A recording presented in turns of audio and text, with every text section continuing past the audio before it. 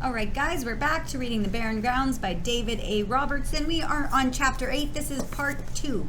Okay, video 2. So we'll just read the last bit on page 71. Okay.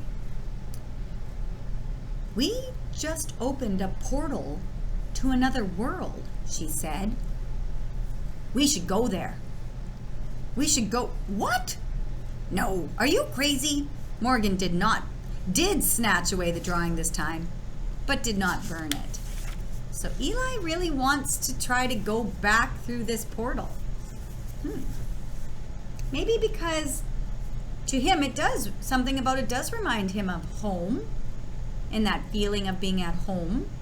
And whereas Morgan, she doesn't have that same connection to it. To her, all it is a portal, yes, to a strange place with a fissure that's coming towards them, okay? She walked back into the attic, tossed the picture into the secret room, then slammed the door.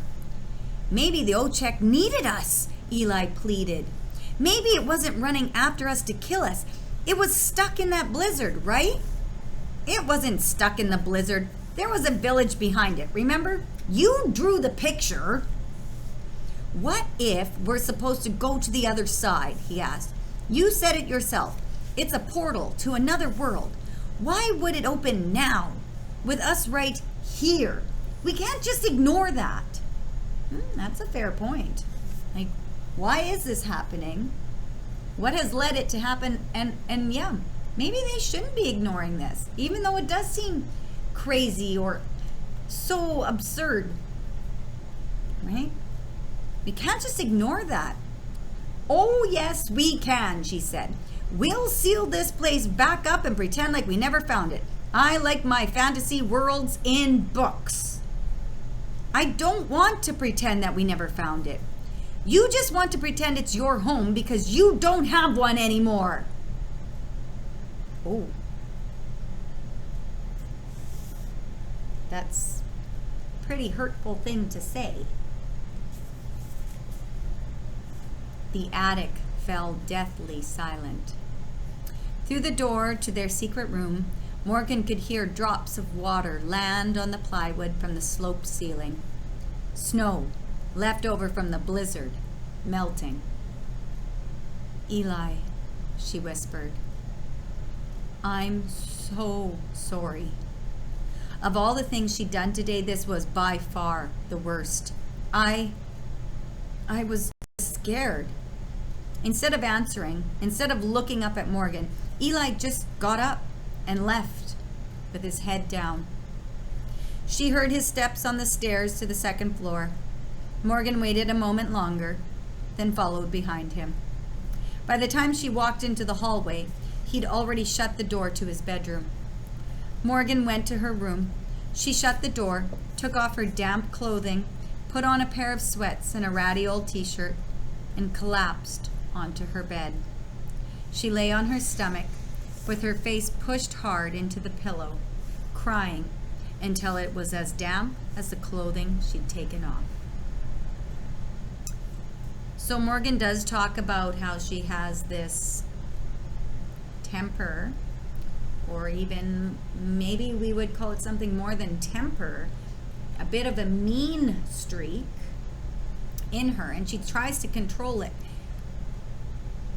But what has happened here is she has said an extremely hurtful thing to Eli. Now, what she says, you just want to pretend it's your home because you don't have one anymore.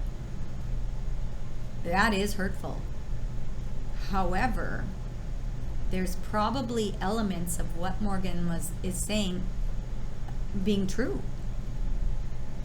Yeah, of course he wants to go somewhere that seems like his home. Of course he does, right? Now, why would Morgan say something like this that is extremely hurtful to Eli, who has been so helpful to her and a support to her? you might consider that there's a part of Morgan that, even though she might not even realize this, but she might be angry or jealous of Eli that he has a sense of home, because she doesn't. She has absolutely no sense of home. And so now all those feelings, even though I don't know if she actually understands that in herself, have come up and out of her mouth, and she has said a hurtful thing to Eli. Morgan, it was Katie. How much time had passed? Minutes? An hour? Morgan hadn't been thinking about the portal or about the fisher, just about Eli and what she'd said to him. How could she have said that? Like she'd never gone through what he was going through right now. She was scared, like she told him. Scared, and the more she thought of it, jealous. That he remembered his home and she didn't. She'd never thought she wanted to. Okay, so here we go. Sometimes when we do hurtful things, not sometimes, when we do hurtful things, that is our time to reflect on ourselves and figure out what is it inside of us that is hurt, that we want to hurt others. And so Morgan has done this. Morgan has been sitting here meditating, thinking about this, and wondering, like, why would I have said that to Eli? And she's coming up with it. She is scared, but she's also jealous, very much jealous, right? He remembers a home. She doesn't.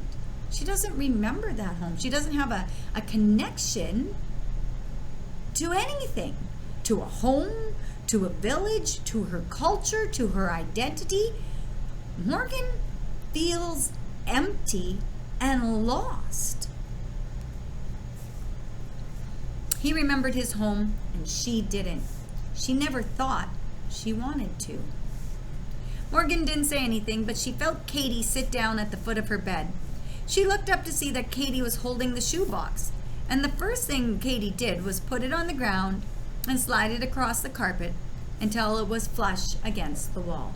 So remember, Katie and James had got Morgan a pair of Manitoba mucklucks. Have the moccasins been repurposed as a peace offering? Morgan asked, staring out the window at a streetlight. Because if we're being all indigenous, I think I've learned something about smoking a pipe for that. It got quiet. So quiet, Morgan thought she could hear Eli's pencil scraping against paper. I don't know why I say things like that, Morgan whispered. Katie shifted her body to face Morgan. Morgan could see the movement out of her corner of her eye. I Googled Manitoba mucklucks. There are people who try to profit from Indigenous culture. You know, like gift shops in small towns that sell dream catchers or something. You hang them on your rearview mirror, stuff like that. Those people have bad intentions. Okay, that's important. There are people who try to profit off of Indigenous culture, Indigenous craftsmanship, Indigenous beadwork or artwork that are not Indigenous. Okay, they're just trying to profit off of it. Okay, and this is an important point that Katie brings up. Okay, Morgan turned towards Katie slightly. Katie went on, but Manitoba mucklucks, that's a company owned and operated by Indigenous people. That doesn't mean you have to wear them, Morgan. Katie leaned forward and rubbed her palms against her knees. Were her palms sweating? I don't think I'm saving you by fostering you. You're a strong young woman. You don't need saving. James and I, we want to make sure you're not She rubbed her face. Well, I'm just one of those good-intentioned settlers, okay? So Katie's saying, I'm not trying to save you. James and I are not trying to save you. We want to help. And we're trying to figure out how to help you. Morgan turned onto her back and propped herself up on a pillow. At the school where I teach, there isn't a lot of diversity. The neighborhood's a lot like this one, so you get what I'm saying? Anyway, in my grade 5 class, there was this one girl, a beautiful girl. She's Indigenous. She looks sad all the time and scared. One day, halfway through the year, I guess after she started to trust me, she told me what she'd gone through. She was in care. Katie shook her head, wiped at her cheek, a tear that had fallen. Care. What'd she say? Morgan asked. Katie shook her head again, like Morgan shouldn't know, or Katie shouldn't say. I thought, if I could just show a kid love, if I could just give a kid a good home, then you'd somehow be helping that girl? Maybe, she nodded. Or I could just be helping you. Okay. So Katie's a teacher. She has a student who's Indigenous and she's in care, like Morgan. And it sounds like something terrible happened to that girl. Not in her original home, but perhaps when she was in care. And so, in Katie's mind, she doesn't want to save Morgan. She just wants to be there to help her, to support her, to try to help Morgan figure out who she is, to get more of a sense of herself, of her identity, of her home, of her culture. Okay? So even though maybe what Katie did was a little over the top, and maybe it wasn't. It just ended up being a big schmozzly mess. Her intentions were good, and like Morgan, she took some time to think about and consider her actions and how they might affect other people. Because sometimes we do things and we're like, well, I was trying to be nice, so you should just take it. Katie's not saying that. She is apologizing, and she's saying, I'm here to help you. And she's trying to give some of her backstory. Okay? All right, that's part 2. We'll do part 3 next video. Okay, guys, take care.